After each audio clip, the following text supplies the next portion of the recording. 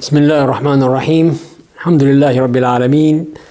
والصلاة والسلام علی سید المرسلین وعلی آلہ وصحبہ اجمعین۔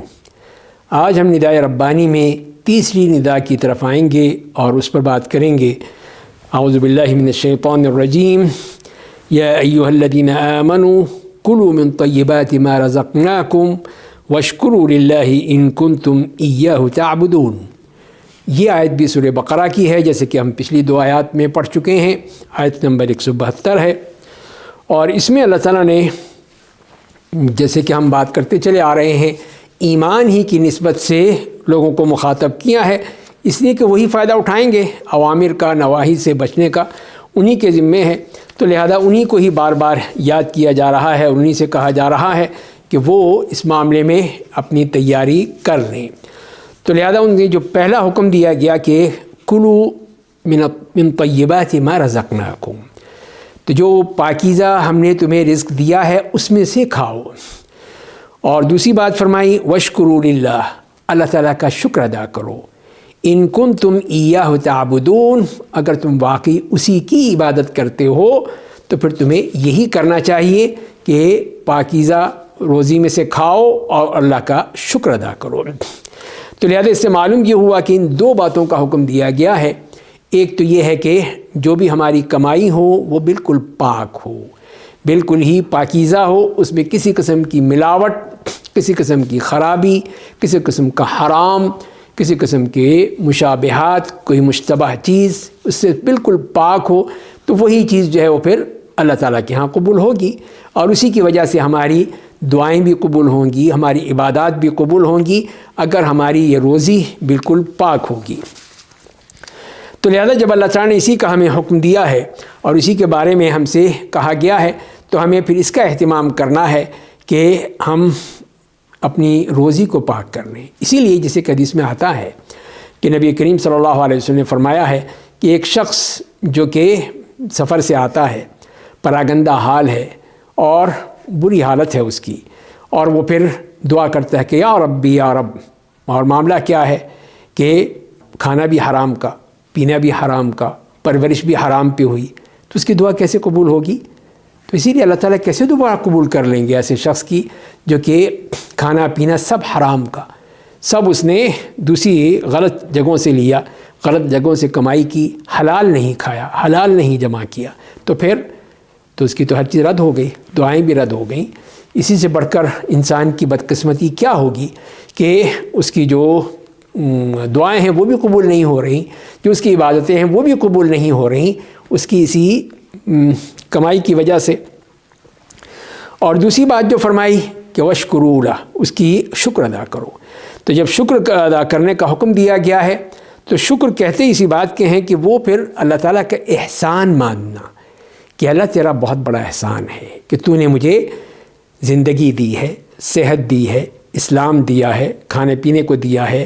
مجھے صحت دی ہے، تو تمام چیزیں جو ہیں وہ عرفان پیدا ہو جائے، یہ پوری طرح احساس پیدا ہو جائے، یہی شکر ہے،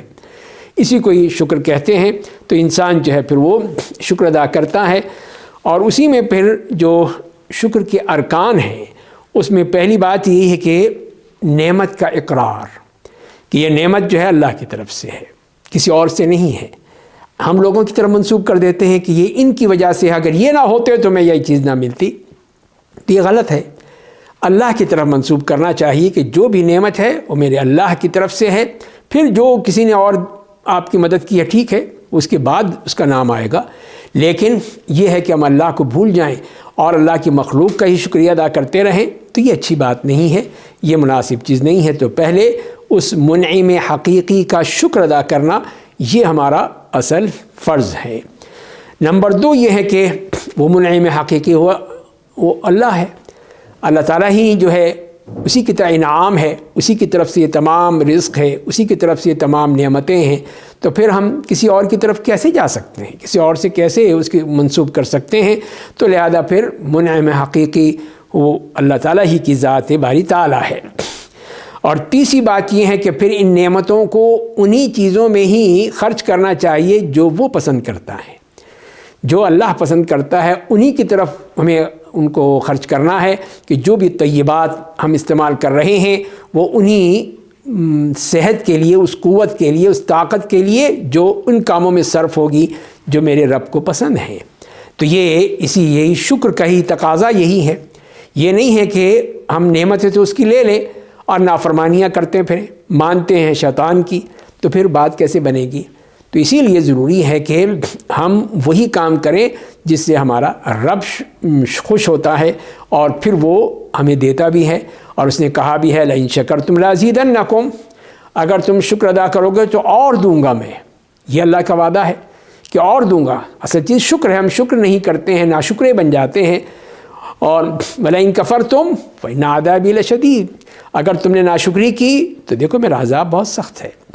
تو اللہ تعالیٰ پھر وہ نعمتیں چھین لیتا ہے۔ یہ ہے اصل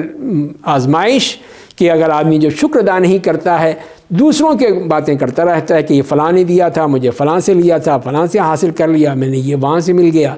تو یہ اللہ کا شکر تو کیا ہی نہیں، وہ تو ادھر ادھر کی باتیں کرتا رہا۔ تو لہذا پھر اسی میں ہی صرف کرنا ہے۔ اور دوسری بات یہ ہے کہ یہ شکر جو ہے وہ 3 طرح سے ہم کر سکتے ہیں۔ ایک تو زبان سے پوری طرح واضح کریں اللہ تیرا شکر ہے، الحمدللہ الحمدللہ، ہر حالت میں، چاہے مصیبت ہو، چاہے آسانی ہو، چاہے فراوانی ہو، چاہے تنگی ہو، فقر و فاقہ ہو، شکر اللہ ہی کا ہے، اسی لیے کہ اس کے ہاں کوئی دیر نہیں ہے اور وہ دے سکتا ہے، جب چاہے دے دے۔ انسان مصیبت میں ہے، مشکل میں ہے، پریشانی میں ہے، لیکن وہ رفع بھی تو کر سکتا ہے نا، تو کیوں نہ پھر ہم اسی کا شکر ادا کرتے رہیں اپنی زبان سے۔ دوسرا دل سے، جیسے ابھی ہم نے بات کی کہ اس نعمت کا اقرار، کہ جب دل میں یہ احساس ہو کہ یہ نعمت مجھے اللہ نے دی ہے، یہ اللہ کا شکر ہے کہ مجھے اتنی کچھ، ربی اوزعنی ان اشکر نعمتک التی انعمت علی، یہ انبیاء کرام دعا کیا کرتے تھے، تو یہ اپنی شکر جو بھی ان کو ملتا تھا اللہ کی طرف سے ہے۔ تو جب یہ پورا یقین ہے، پورا اس کے اوپر اعتماد ہے، ان کو اس میں کسی قسم کی کوئی بھی شک نہیں ہے، تو پھر دل میں یہ احساس مکمل ہونا چاہیے، اعتراف ہونا چاہیے۔ اور تیسری چیز ہے کہ اپنے جو اعضاء و جوارح ہیں ان کے ذریعے سے اللہ کا شکر ہے۔ تو وہی جیسے بھی ہم نے کہا کہ اس تمام نعمتوں کو اللہ کے حوالے ہی سے دیکھا جائے اور اللہ ہی کے حوالے سے ان کو خرچ کیا جائے۔ تو جب ہم اپنے ہاتھ سے وہی چیز دیں گے تو یہ ہاتھ بھی شکر ادا کر رہا ہے، اپنے آنکھوں سے وہی چیز دیکھیں گے جو اللہ کو پسند ہے تو یہ ہم شکر ادا کر رہے ہیں اس آنکھ کا، کان سے اور زبان سے جو بھی کہیں گے، اعضاء و جوارح سے وہی کام کریں گے جو اللہ تعالیٰ جس میں خوش ہوتا ہے، تو لہذا یہی وہ شکر ادا کرنا ہے۔ اس طرح مال کا بھی ہے، اللہ نے مال دیا ہے تو مال میں سے اللہ کے بندوں کے لیے خرچ کرنا، یہی وہ شکر ادا کرنا ہے۔ تو جو جس کو اللہ نے مال دیا لیکن وہ اس کو سینت کے رکھتا ہے، اپنی تجوریاں بھرتا رہتا ہے، لیکن اس کو یہ خیال نہیں آتا کتنے لوگ غریب ہیں، مسکین ہیں، فقیر ہیں، یتیم بچے ہیں، بیوہ عورتیں ہیں، ان کے لیے بھی تو کچھ نکال لے، لیکن نہیں، تو یہ شکر تو نہ ہوا نا پھر۔ تو اسی لیے امام قرطبی یہی کہتے ہیں کہ اللہ تعالیٰ نے اس معاملے میں یہ حلال کے بارے میں بھی یہی کہا گیا ہے کہ حلال کھانے کے حوالے سے صرف مومنوں کو نہیں کہا، اس سے پہلے جو کہہ دیا ہے وہ انبیاء کرام علیہم السلام کو بھی، جیسے کہ اس حدیث میں آتا ہے کہ نبی کریم صلی اللہ علیہ وسلم نے فرمایا کہ ایھا الناس ان اللہ طیب لا يقبل الا طیبا، کیا لوگو اللہ تعالیٰ پاک ہے اور وہ پاکیزہ چیزوں کو ہی پسند کرتا ہے۔ وَإِنَّ اللَّهَ أَمَرَ الْمُؤْمِنِينَ بِمَا أَمَرَ بِهِ الْمُرْسَلِينَ، کہ اللہ تعالیٰ نے مومنوں کو بھی وہی حکم دیا ہے جو کہ رسولوں کو حکم دیا تھا۔ تو اللہ تعالیٰ نے فرمایا کہ یا ایھا الرسل کلوا من الطیبات واعملوا صالحا انی بما تعملون علیم، کہ رسولو پاکیزہ چیزوں میں سے کھاؤ اور نیک عمل کرو، اور جو بھی تم عمل کرتے ہو میں اسے جانتا ہوں۔ تو یہ کس کو کہا؟ رسولوں کو کہا، اور وہی چیز اللہ تعالیٰ نے اپنے بندوں سے بھی کہی کہ یا ایھا الذین آمنوا کلوا من طیبات ما رزقناکم، اے ایمان والو انہی پاکیزہ چیزوں میں سے کھاؤ جو ہم نے تمہیں رزق دی ہیں۔ اور اس کے بعد پھر وہی حدیث جو میں بھی بیان کر چکا ہوں کہ ایک شخص جو ہے لمبے سفر کے بعد آتا ہے، پراگندہ حال ہے، غبار آلود ہے، ہاتھ اٹھا کر دعا مانگتا ہے یا ربی یا رب، اور وہ مطعمہ حرام ومشربہ حرام وغذی بالحرام، کھانا بھی حرام، پینا بھی حرام، پرورش بھی حرام پہ، تو اس کی دعا کیسے قبول ہوگی؟ تو یہی چیز جو فرما دی گئی کہ ہمیں اس کا خیال رکھنا چاہیے۔ اور اسی طرح پھر وہ جو شکر کے بارے میں بیان کیا گیا کہ شکر نعمت وہ اللہ تعالیٰ کو بہت پسند ہے، تو اللہ تعالیٰ نے قرآن کریم میں بے شمار آیات میں، تھوڑی سی نہیں بے شمار آیات ہیں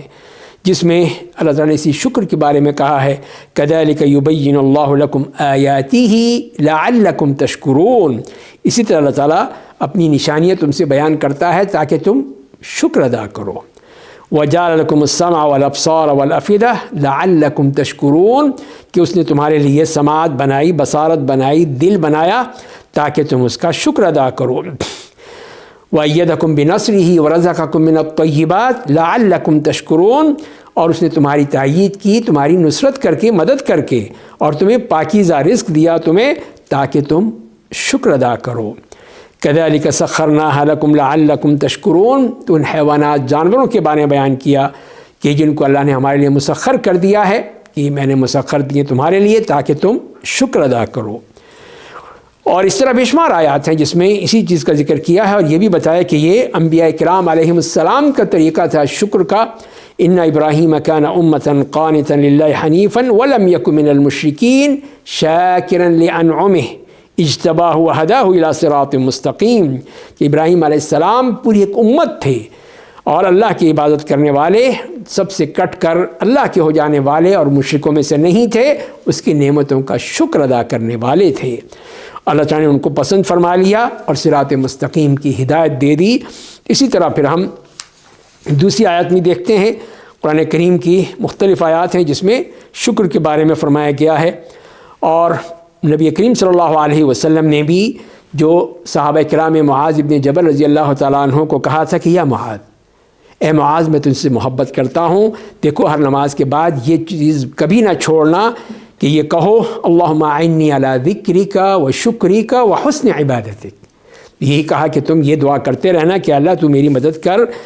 علی ذکرک، اپنے ذکر پر اور اپنے شکر پر اور بہترین عبادت پر۔ تو یہاں پہ اللہ کی مدد مانگی جا رہی ہے شکر کے بارے میں۔ تو اسی سے معلوم ہوا کہ پھر یہ اللہ کا حکم بھی ہے، اللہ کے رسول کا حکم بھی ہے، اور اسی کے مطابق اگر ہم کریں گے تو ہمیں اور ملے گا، ملتا ہی چلا جائے گا۔ اور اس کے بعد جو ہم دیکھتے ہیں اس آیت میں، پہلی بات جیسے میں نے عرض کی کہ وہی حلال اور طیب اور پاک روزی ہونی چاہیے، کمائی ہونی چاہیے، اس میں کوئی ملاوٹ نہیں ہونی چاہیے۔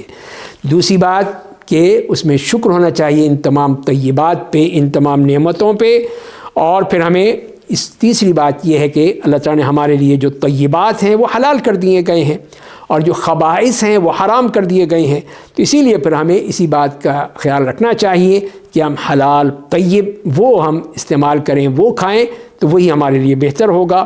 اور جو اللہ نے حکم دیا اس کے مطابق ہی چلیں گے تو وہی ہمارے لیے بہترین طریقہ ہوگا، بہترین راستہ ہوگا، اسی میں ہماری بھلائی ہے، اسی میں ہماری کامیابی ہے۔ اللہ تعالی ہمیں عمل کرنے کی توفیق عطا فرمائے۔ وآخر دعوانا الحمد للہ رب العالمین۔